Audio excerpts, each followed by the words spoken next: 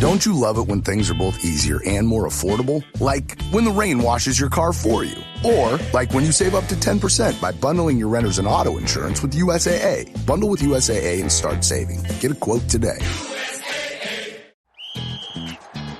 Hilton brings you new ways to stay with experiences that let you capture the glory days. Introducing the Graduate Hotels. Each inspired by local college towns, these stays are always original and never boring. Get in touch with traditions all across the country and enjoy a stay that's a class above the rest. Book at Graduate Hotels with Hilton Honors Points at Hilton.com. It's a win-win. Hilton, for the stay. This episode is brought to you by Indeed. When your computer breaks, you don't wait for it to magically start working again. You fix the problem. So why wait to hire the people your company desperately needs? Use Indeed's sponsored jobs to hire top talent fast. And even better, you only pay for results. There's no need to wait. Speed up your hiring with a $75 sponsored job credit at Indeed.com/podcast. Terms and conditions apply. From the Fifth Quarter Studio in Madison, Wisconsin, you're listening to the Coaching Youth Hoops Podcast. They're playing basketball.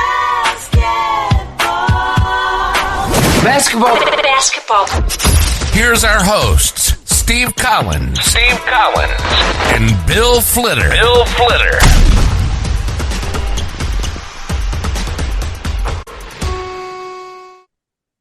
Coaches, welcome back to another episode of Coaching Youth Hoops. I'm your host, Coach Bill Flitter.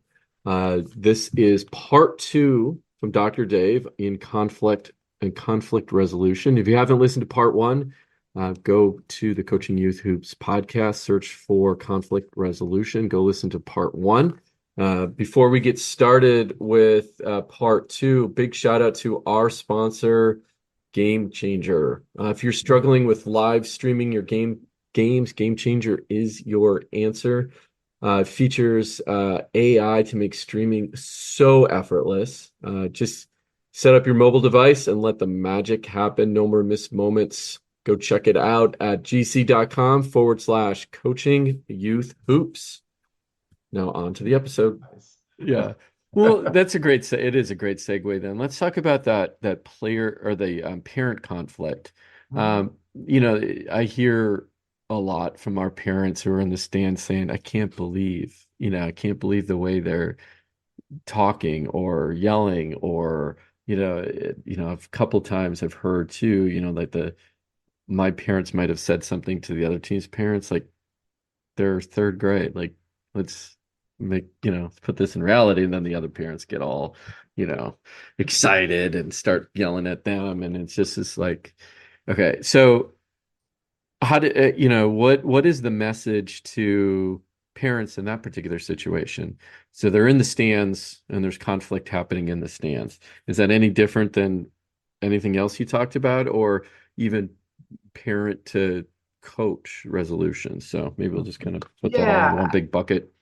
An approach coaches could take is to have the parents kind of sign a code of conduct or come up with something more positive. But we're building leaders out of these players, and we want a positive culture. So have an agreement with the parents as well. Mm-hmm. So they have expectations. We have to coach the parents just sometimes as well. Because unfortunately, a lot of them are trying to relive their glory years. Everybody thinks that their child is going to be the one that's going to be in the NBA.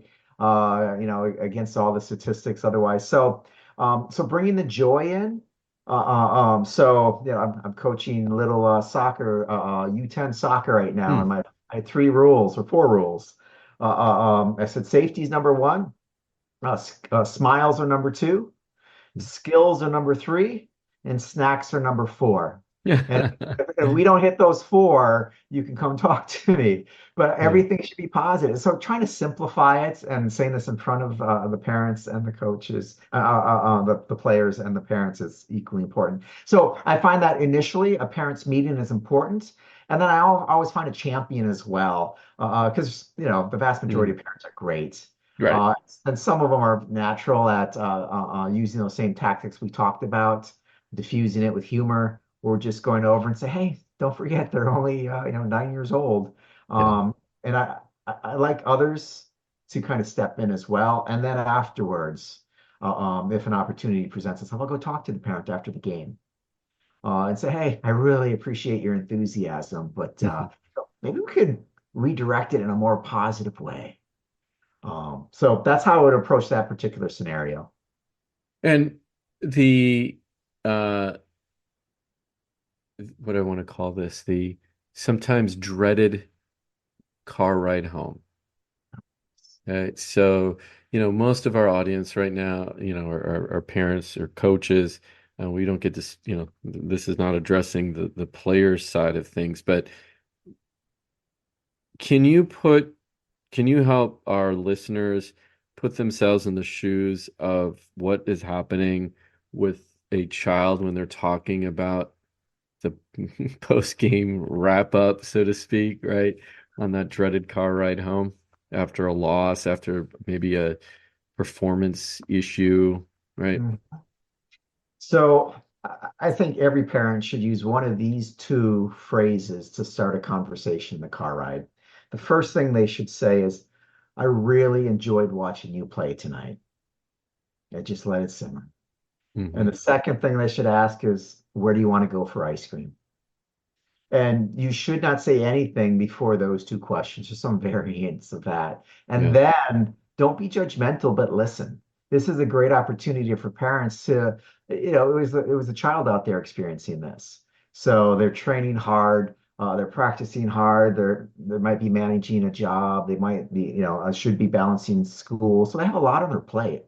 And then Hmm. maybe things didn't go their way. So, games are a training ground. It's a learning ground for them. So we should approach it in that way.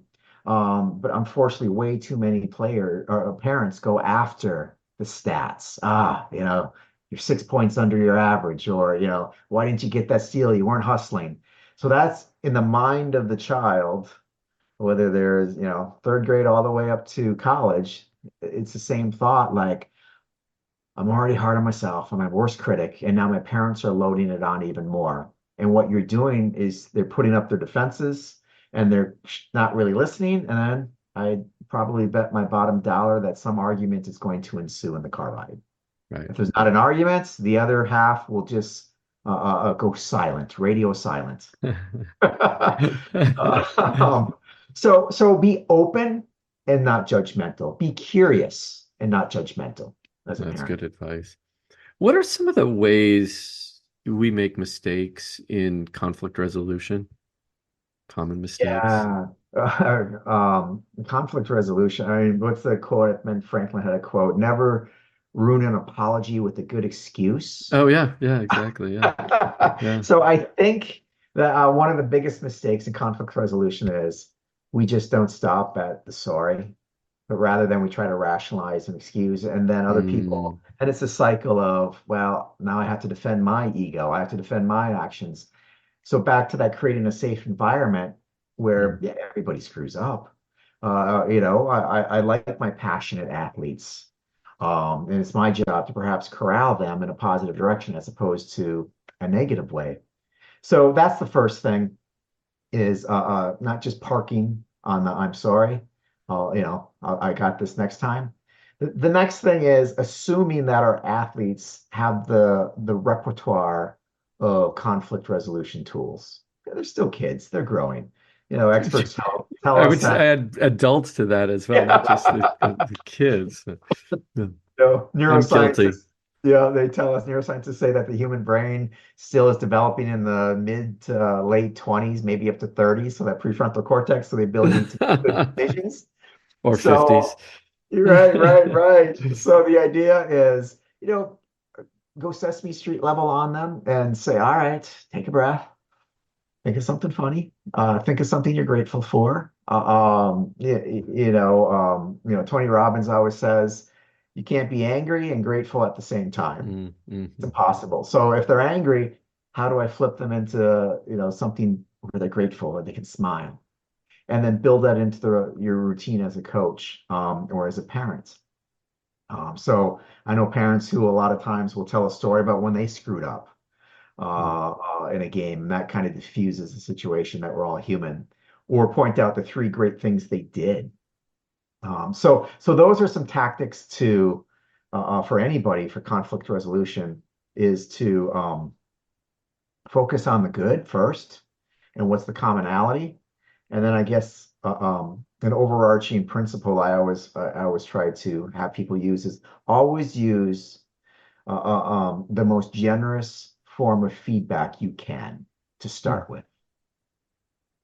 And then if it has to go up, but think of a staircase method. So maybe a smile and a pat on the back to start with. Yeah, you'll get them next time. Or boy, I appreciate your hustle, even though they threw the ball out of bounds. And then let them diffuse.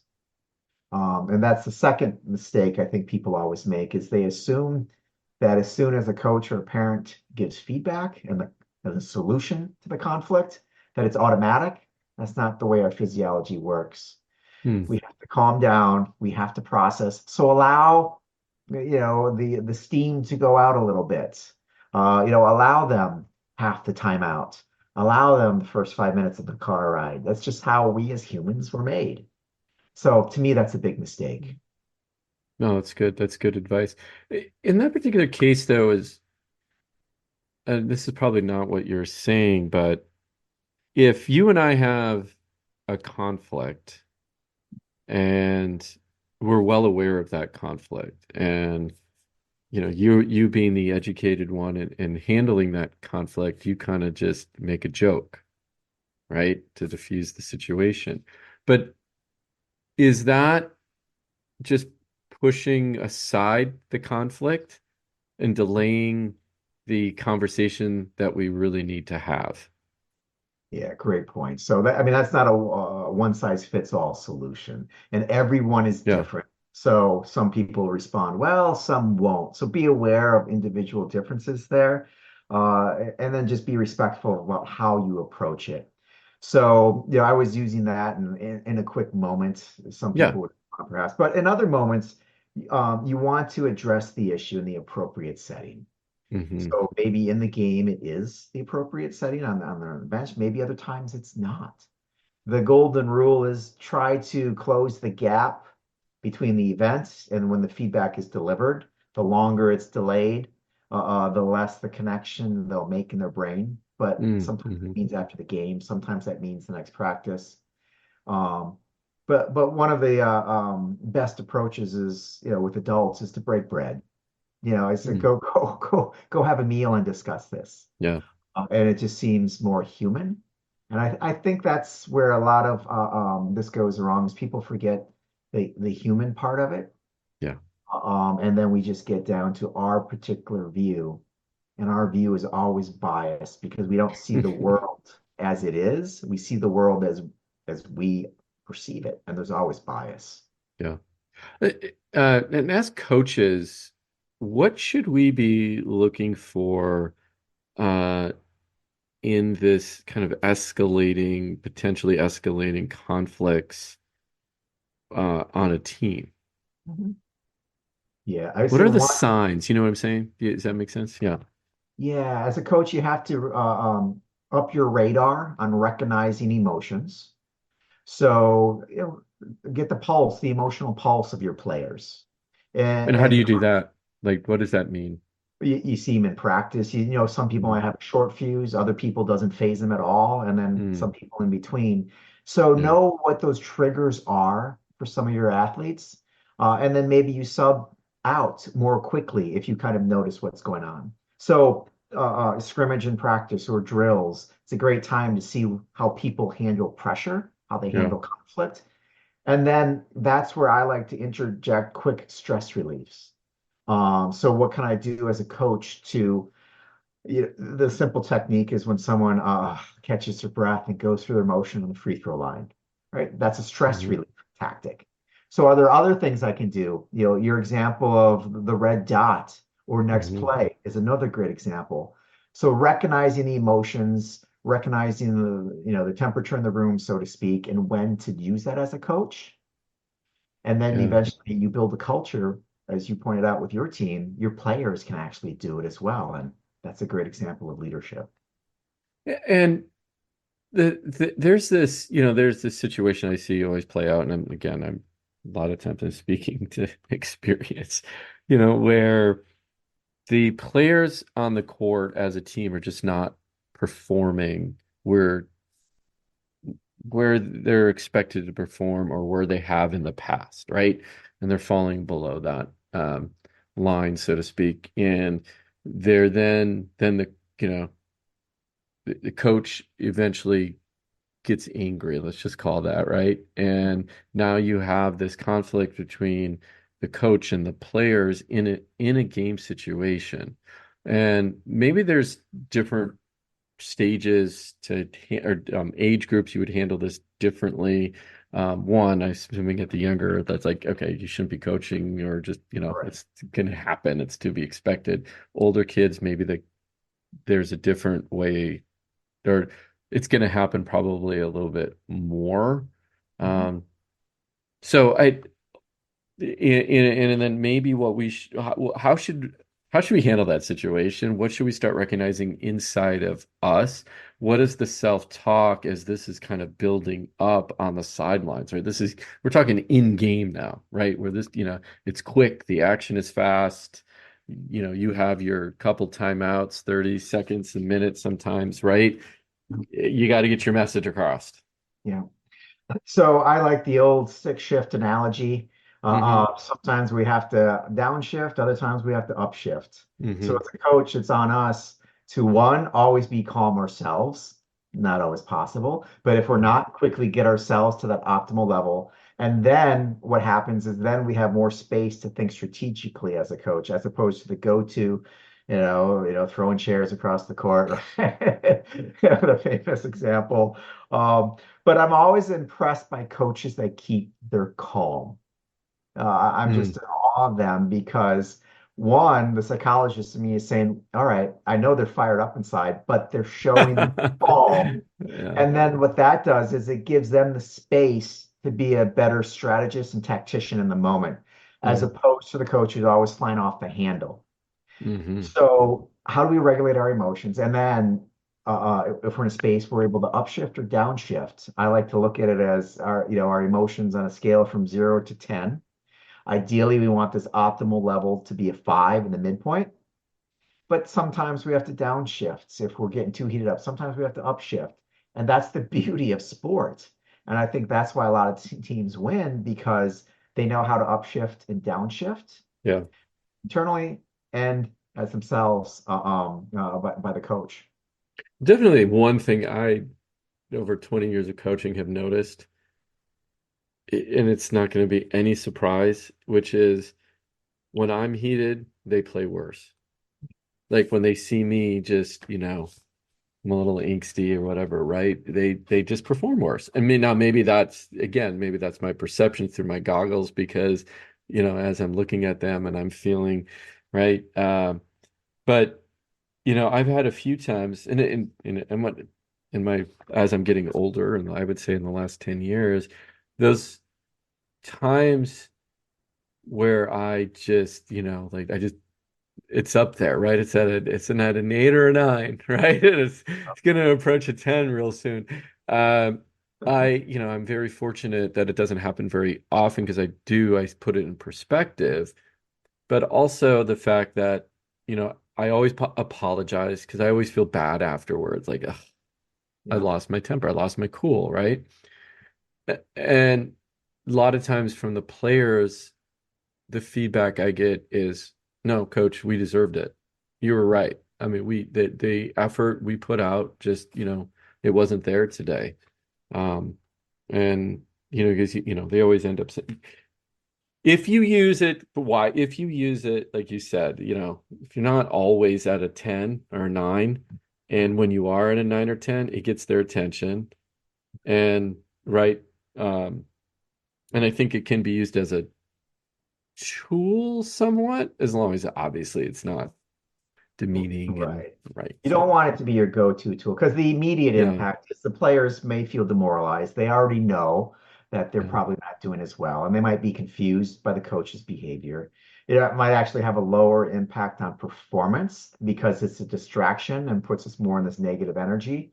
So when we're in that space, we're less likely to perhaps look for that second pass or rotate over because, oh, coach has said this. So we're losing mental focus. So there are some immediate performance impacts. And then the longer term effects of coaches who might lose their cool is, trust is diminished among the players. Team cohesion may suffer. The players might become disengaged. And the coach's reputation might suffer over time as well. And then there's some secondary consequences, second order consequences where you might see the performance go down over time. It could lead to conflicts within the team because then finger pointing occurs. If the coach is pointing fingers, then the players are going to start pointing fingers at each other. And then it just kind of diminishes over time. So it can be a useful tool for a quick upshift. Yeah. Back off because you don't want to, you're going to be revving that engine and you're going to be grinding gears and all that stuff over time. So losing your cool as a coach, I think, has far-reaching implications beyond just the moment in which that coach loses it. Yeah, no, that's good. Anything else you want to add, or any other questions I didn't ask you on that? I know this is it's a subject that in the sports world and even in youth sports, it's a tool that we all need to learn as a coach, as a human being. And I found this to be really helpful. But maybe what you could do just to recap it, right? Yeah. Recap, like, how do we deal with, or what's the answer to conflict resolution? And just give us some 3 or 4 points to end on. Absolutely. So as a coach, I would train quick stress relief tactics. So how can athletes and yourself kind of regulate down? Next, have everybody recognize emotions and provide constructive, positive feedback. And then I guess third, know that everyone's different. It's not a one-size-all approach as a coach. So you might have to adjust your expectations and enhance your toolkit. And then, the old verbiage, focus on the process, not necessarily the result, I think puts things in perspective. And if I've worked with some hot-headed coaches, and sometimes I'll sit down with them before a game and just reminisce. Tell me about a story from your glory days. And we're kind of one of my tactic there is I'm trying to set the stage to influence them to frame things more positively as opposed to going in negatively when they're probably amped up and anxious, just like the athletes are. Yeah, no, I was just thinking one thing I've used in the past too was in situations where it's could potentially get heated, right, and boil over. I ask a completely crazy question. I always say, well, what's your favorite superhero? Yeah. Right. And then they just like look at me and they just kind of chuckle. And then they're like, what? I'm like, yeah, what's your favorite superhero? Yeah. And they'll tell me what it is or right. Exactly. And it just kind of just diffuses the situation. So, David, this is great. If anyone wants to find out more, where can they find you one more time? Yeah, at Successence. So it's success, ENCE, the essence of success, successence.net. You can find me there. Awesome, David. Thank you once again for your time. We really appreciate it. And maybe we can have you back for a record 6 time. Let's get the streak up. Let's get the streak alive, huh? My pleasure. All right. Till next time, coaches.